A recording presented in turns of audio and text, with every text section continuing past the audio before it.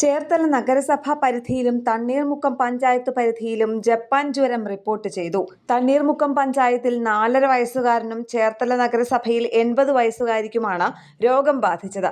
Kottayam medical college ആശുപത്രിയിൽ ചികിത്സയിൽ തുടരുന്ന ഇരുവരുടെയും ആരോഗ്യനില തൃപ്തികരമാണെന്ന് ആരോഗ്യവകുപ്പ് അധികൃതർ അറിയിച്ചു.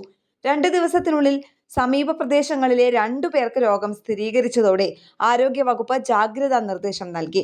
നഗരസഭയിലും പഞ്ചായത്ത് തലത്തിലും പ്രതിരോധ പ്രവർത്തനങ്ങൾ ശക്തമാക്കി. ചേർത്തല നഗരസഭയിൽ രോഗബാധയുണ്ടായ പ്രദേശത്തും പരിസര പ്രദേശങ്ങളിലും കൊതുക് നിർമ്മാർജ്ജന പ്രവർത്തനങ്ങൾ ആരംഭിച്ചു. നഗരസഭാ അധ്യക്ഷൻ എസ് സോബിന്റെ സാന്നിധ്യത്തിൽ ജനപ്രതിനിധികളുടെയും ആരോഗ്യവകുപ്പ് അധികൃതരുടെയും യോഗം ചേർന്നു.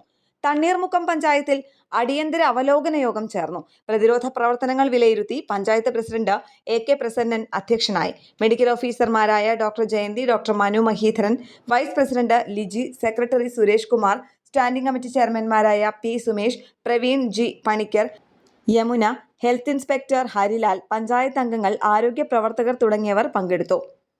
ന്യൂസ് ഡെസ്ക് കേരള പ്രണാമം.